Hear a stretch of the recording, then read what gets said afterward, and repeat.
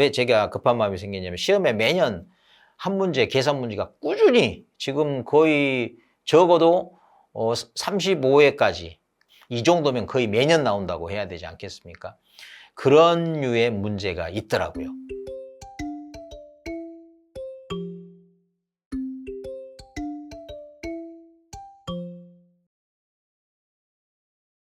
네, 안녕하십니까. 헬파고입니다. 오늘도 여러분을 급한 마음으로 찾아뵙고 있습니다. 오늘은 왜 제가 급하냐?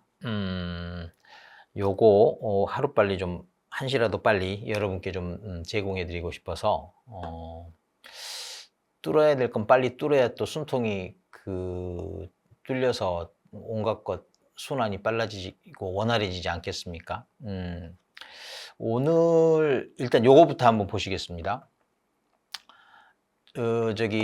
학계론에서 이제 경제론 쪽으로 넘어가면 수요 공급이 굉장히 중요한 핵심 테마가 됩니다. 그리고 그것으로부터 모든 것이 파생되어서 이론적인 설명이 주어지고 또 심지어 계산 문제까지 나아가죠. 이 수요 공급 그리고 그것의 곡선 얘기가 나오는데 일단 여러분 기초가 안 돼 있으면 무슨 말을 해도 따라갈 듯 결국은 낙오되거든요. 등산길에 따라가다가 결국은 포기하고 내려오는 그 비슷한 거겠죠. 일단 요런 그래프 많이 보셨을 거예요. 보시면 이 가격이 수직으로 표시가 돼 있고 좌우로는 수평으로는 수량, 여기에 이제 수요량 또는 공급량이 되겠죠. 그리고 방금 말씀드린 대로 수직으로는 가격입니다. 그러니까 가격에 따라서 수요량 또는 공급량이 어떻게 변하느냐, 그게 이제 수요 공급 곡선인 거죠. 근데 여러분 사실 이 곡선이라고 하지만 이 곡선 안에 직선이 포함된다는 거 알고 계시죠? 예. 직선도 하나의 곡선이다. 다만 특별한 곡선이다. 이렇게 이해하시면 좋아요.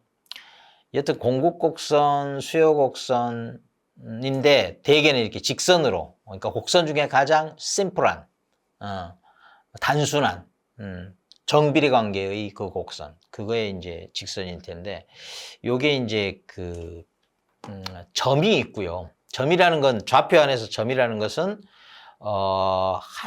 저쪽 가격 쪽에 가서 가격과 수량 쪽에 가서 수량을 포인팅하는 게 점이죠, 점. 수학에서 여러분 X축, Y축에서 X좌표, Y좌표 하는 거가 똑같습니다. 수량 좌표, 가격 좌표, 수량값, 가격, 이렇게 이제 가액, 이렇게 이제 이해를 하시는 거죠.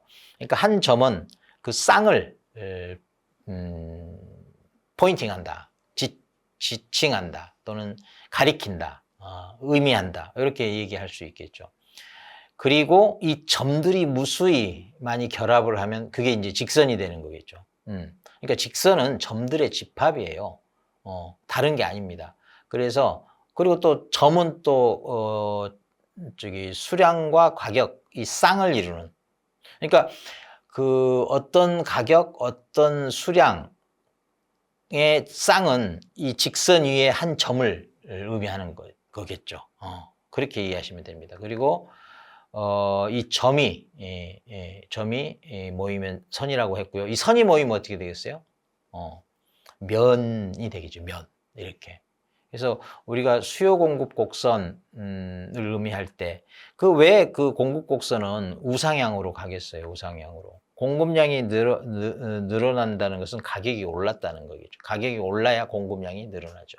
근데 거꾸로 수요는 가격이 오르면 수요는 떨어지게 돼 있죠. 줄게 돼 있죠.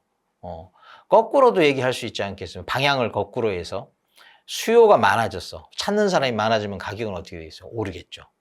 공급 많이 쏟아내. 물량이 너무 많아졌어. 가격은 떨어질 수밖에 없겠죠. 흔해지니까. 이런 느낌으로 이해를 하셔야 돼요. 그리고 그렇게 이해가 기반된 상황에서 바로바로 이제 수요 곡선 그러면 그 오른손으로 그릴 수 있는 곡선입니다. 공급곡선은요, 왼손으로 그릴 수, 여러분 편에서 생각하면 그렇습니다. 여러분이 여러분 중심으로 오른손으로 그리자면 이렇게 그리겠죠. 그래서 오른손으로 그릴 때 그 곡선, 그게 이제 수요 곡선. 그렇죠. 수요 공급이라고 이렇게 몸으로 오른손 수요, 왼손 공급 이렇게 하면 수요 공급 이렇게 그릴 수 있겠죠. 그러니까 거의 그 생각은 하되 미리 생각을 하고 이해는 하되 거의 이제 그 다음부터는 그 손 놀리듯이 수요 공급 이렇게 하면은 그 글을 읽어낼 때 매우 그 신속하게 나아갈 수가 있습니다. 전진할 수가 있습니다. 그래서 시험 보는데 그 지문 읽고 있는데 수요는 우상이 좌상 이렇게 따지다 보면은 하세월이니까 그런 상황에서는 수요 공급 그래놓고 필요하면 생각하면 되겠죠. 이제 이런 식입니다.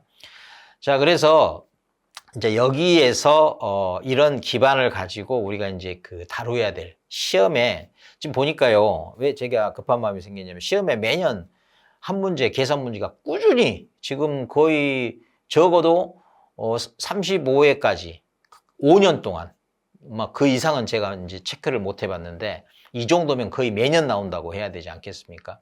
그런 류의 문제가 있더라고요. 계산 문제 그리고 이 수요 공급과 관련해서 특히 이제 균형 가격 균형량이라고 하는 거 있죠. 수요와 공급이 어느 점에서 만나요.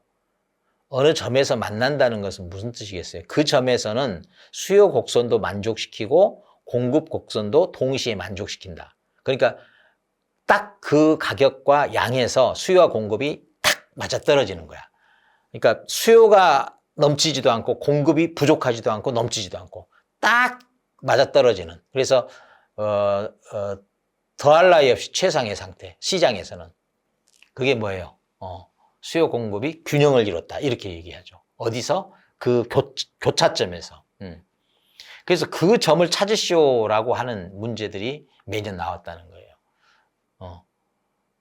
그거를 오늘 좀 다뤄볼까 합니다. 그래서 일단 여러분은 이 수요와 공급이 균형을 이뤘다 하면은 두 개의 곡선이 만나는 한 점, 그게 균형점이죠. 그 점은 무엇과 뭘 나타낸다? 가격도 표시하고 수량도 표시하고 나타내고 이렇게 된다는 겁니다. 근데 이 곡선이라고 하자면 이 직선 두 개가 수요 곡선, 공급 곡선이 만나가지고 그 교차하는 점을 찾을 때는 여러분 그 수학에서 뭘 활용합니까? 방정식을 활용해요. 방정식. 그래서 이 방정식을 풀어내는 걸 여러분이 이미 알고 있어야 되는데 아마 몸이 익히고 있을 거예요. 워낙에 그 여러분들이 그 정도는 했었기 때문에 금세 그 감각이 살아나지 않을까 싶어요. 몸으로 익힌 건 뭐 거의 본능적으로 되살아나고 잊혀지지 않으니까 그거를 저는 믿습니다. 혹시 좀 가물가물하더라도 다시 한번 말씀을 드리면 이해가 될 거예요. 그러니까 지금 여기까지만 정확히 상기하시면 됩니다. 자, 수요와 곡선의 어떤 그 가격과 양의 그 쌍들은 점들이고 이 점들이 이루는 게 선이고 선은 일종의 곡선이기 때문에 수요 곡선, 공급 곡선이라고도 한다. 이 둘이 만난다는 건 무슨 뜻이냐? 균형을 이뤘다. 시장에서 찾는 사람과 이렇게 공급하는 자, 이렇게 내놓는 물건을 내놓는 사람의 그 물량과 물량이 딱 맞아떨어졌다. 특정 가격에서 이렇게 이해하시면 됩니다. 그래서 그 균형 가격 그리고 균형량 균형을 이뤘으니까 이때 이 순간만큼은 어떻게 됐어요? 수요량과 공급량이 똑같다는 뜻이니까 수요 공급 양을 구분할 필요가 없겠죠. 똑같으니까. 가격도 마찬가지 아니겠어요? 그 양에서 똑같은 그 수요량 또는 공급량에서 그 짝을 이루는 가격 요게 이제 동일한 게 되겠죠. 요 정도를 이해하시고 들어가야 무슨 말인지 알아들을 수가 있어요. 보통 보면은 이런 기본적인 것에 근거하지 않고 뭐 그냥 거두절미하고 접근하는 경우가 많은데 제가 보기에는 좀 무리가 따르지 않겠나 싶습니다. 자, 오늘요. 자, 그 화면을 좀 바꿔볼게요. 결파하고 칠판인데요. 오늘은 요 화면을 먼저 띄워야 되지 않겠나 싶네요. 요 화면입니다. 자, 한번 보시죠.